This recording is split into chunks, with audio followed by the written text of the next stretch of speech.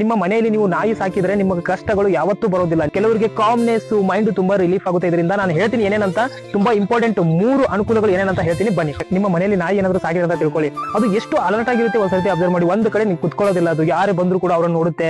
ಅಂದ್ರೆ ಡೈರೆಕ್ಟ್ ಆಗಿ ದೃಷ್ಟಿ ನಿಮ್ಮ ಮನೆ ಮೇಲೆ ಬೀಳೋದಿಲ್ಲ. ನಿಮ್ದು ಏನೇ ಬಿಸ್ನೆಸ್ ಇರಲಿ ಅದ್ರ ಕೂಡ ಚೆನ್ನಾಗಿ ನಡೆಯುತ್ತೆ.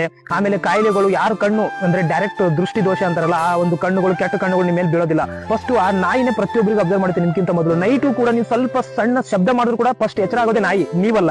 ಇದು ತುಂಬಾ ಜನ ಅಬ್ಸರ್ವ್ ಮಾಡಿರ್ತೀರಾ. ಈ ಒಂದು ನಾಯಿ ಇದೆ ಅಲ್ಲ, ಭೈರವ ಮಹಾರಾಜನ ಒಂದು ವಾಹನ ಇದು. ಆಕ್ಚುಲಿ ಹೇಳ್ಬೇಕಂದ್ರೆ ಭೈರವ ಮಹಾರಾಜನ ಒಂದು ಆಶೀರ್ವಾದ ನಿಮ್ ಮೇಲೆ ಯಾವಾಗ್ಲೂ ಇರುತ್ತೆ. ನಿಮ್ ಜೊತೆ ಇತ್ತಂದ್ರೆ ನಿಮ್ಗೆ ಒಂಥರ ರಕ್ಷಣೆ ಮಾಡ್ದಂಗೆ ಅದೊಂದು ನಾಯಿ ಇದ್ರೆ. ಯಾರ ಮನೆಯಲ್ಲಿ ನಾಯಿ ಸಾಕಿರ್ತಾರೆ ನೋಡಿ, ಆ ಮನೆ ಸುತ್ತಮುತ್ತ ನಕಾರಾತ್ಮಕ ಶಕ್ತಿಗಳು ಯಾವುದೇ ಕಾರಣಕ್ಕೂ ಬರೋದಿಲ್ಲ. ಯಾಕೆ ಅಂತ ಹೇಳ್ತೀನಿ ಕೇಳಿ. ನೈಟ್ ತುಂಬಾ ರಾತ್ರಿ 12 ಗಂಟೆ 1 ಗಂಟೆ ಟೈಮಲ್ಲಿ ನಾಯಿ ಬೊಗಳ್ತಾ ಇರ್ತವೆ, ನೀವು ನೋಡಿರ್ತೀರಾ. ಆ ನಕಾರಾತ್ಮಕ ಶಕ್ತಿಗಳು ಬಂದಾಗಲೇ ಅವೆಲ್ಲ ಬೊಗಳೋದು ನಾಯಿಗಳು. ಆಕ್ಚುಲಿ ಹೇಳ್ಬೇಕಂದ್ರೆ ಸೈಂಟಿಫಿಕ್ ಆಗಿ ಬೇರೆ ಕಾರಣ ಇರಬಹುದು, ಬಟ್ ತುಂಬಾ ಜನ ಹೇಳೋ ಪ್ರಕಾರನು ಈ ತರ ಇದೆ. ನಕಾರಾತ್ಮಕ ಶಕ್ತಿಗಳು ಬಂದಾಗ ನಾಯಿಗಳು ಆ ಬೊಗಳ್ತವೆ, ಬೊಗಳಿದ ತಕ್ಷಣನೇ ಆ ನಕಾರಾತ್ಮಕ ಶಕ್ತಿಗಳು ನಿಮ್ಮ ಮನೆ ಸುತ್ತಮುತ್ತ ಇದ್ರೂ ಹೋಗ್ತವೆ ಅಂತ. ಇದರಿಂದ ತುಂಬಾ ಒಂದು ಬೆನಿಫಿಟ್ಸ್ ಇದಾವೆ ನಾಯಿ ಸಾಕೋದ್ರಿಂದ.